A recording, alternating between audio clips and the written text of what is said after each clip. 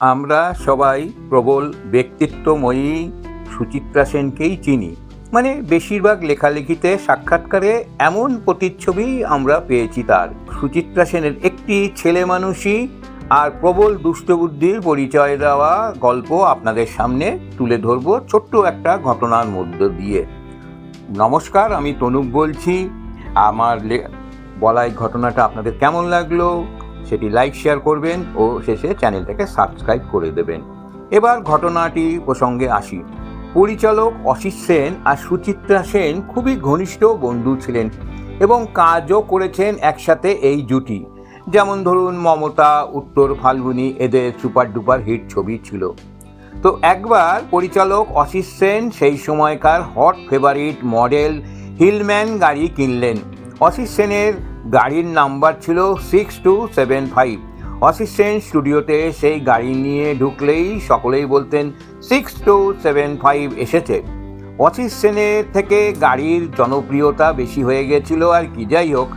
তো একদিন এমনই অসিত সেন তার গাড়ি চালিয়ে গেলেন টেকনিশিয়ান স্টুডিওতে। তখন কোনো একটি ছবির শুটিং চলছিল সেখানে। স্টুডিওর লনে বসেছিলেন অভিনেত্রী চন্দ্রাবতী দেবী, নমিতা সিংহ এবং সুচিত্রা সেন ও অন্যান্যরা।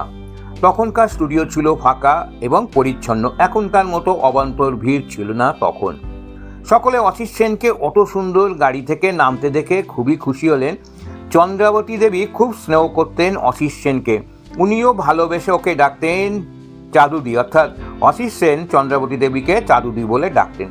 তো চন্দ্রাবতী দেবী বলে উঠলেন অসিত সেনকে তিনি যেন তার নতুন গাড়ি করে চন্দ্রাবতী দেবীকে আজকে তার বাড়িতে পৌঁছে দেন। অসিত সেন এক কথায় রাজি হলেন। খানিকক্ষণ পরে সুচিত্রা সেন সেই জায়গায় এলেন অসিত সেনের কাছে, জিজ্ঞাসা করলেন সন্ধ্যাবেলায় কি তিনি ব্যস্ত আছেন কিনা। অসিত সেন উত্তর দিলেন যে তিনি ফাঁকাই থাকবেন, মানে অর্থাৎ তার সেই সময় কোনো কাজ নেই।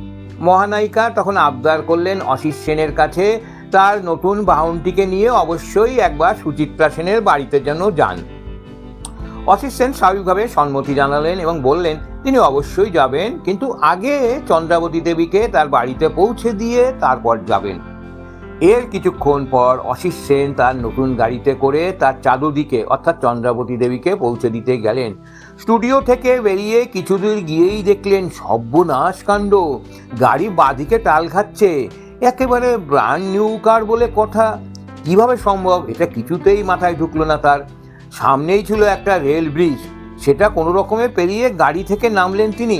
দেখলেন বাঁদিকে টায়ারটা চুপসে একসা। খুব এম্বারেসিং সিচুয়েশন। সাথে সেই বিখ্যাত অভিনেত্রী চন্দ্রাবতী দেবী। নতুন গাড়ির টায়ারে হাওয়া নেই। এদিকে চন্দ্রাবতী দেবীও মৃদু অনুযোগের সুরে অসিত সেনকে বললেন তোর গাড়িতে প্রথম চললাম আর সেদিনই তোর টায়ারটা বসে গেল। সহসা অসিত সেনের মনে খটকা লাগলো। তিনি জিজ্ঞাসা করলেন চন্দ্রাবতী দেবীকে, চাঁদুদি আজ আমি স্টুডিওতে গাড়িটা যেখানে পার্ক করেছিলাম সেখানে কি সুচিত্রা সেন ছিল? চন্দ্রাবতী দেবী উত্তর দিলেন হ্যাঁ ছিল তো। অসিত সেনের যা বোঝার বুঝে গেলেন, রহস্যের সমাধানটাও তিনি তক্ষুনি করে ফেলেন। এসব কার কাজ, কার দুষ্টবুদ্ধির ফলাফল, জলের মতো সেটা পরিষ্কার হয়ে গেল তার কাছে। গাড়ি বিকল করতে ওস্তাদ ছিলেন সুচিত্রা সেন। ওর খামখেয়ালি পানা দুষ্টবুদ্ধি ছিল সাংঘাতিক। এই কাজটা সুচিত্রা সেন ছাড়া আর কারো পক্ষেই সম্ভব নয়। যাই হোক, সেদিন যে কিভাবে গাড়িটা ঠিক করে চন্দ্রাবতী দেবীকে পৌঁছে দিয়েছিলেন সেটি অন্য ঘটনা, কিন্তু এই ঘটনাটা থেকে একটি জিনিস বোঝা যায়, সুচিত্রা সেন অহংকারী, ঘামখেয়ালি, অনেক রকম কথাই শোনা যায়, কিন্তু উনি আবার এই ধরনের রসিক ছিলেন। তার রসিকতার নমুনা এরকম যে অনেক সময় নামকরা লোকেরা বিপদে পড়ে যেত। অসিত সেনের গাড়ি এইভাবে টায়ার ফেসে যাওয়াটা তারই নমুনা।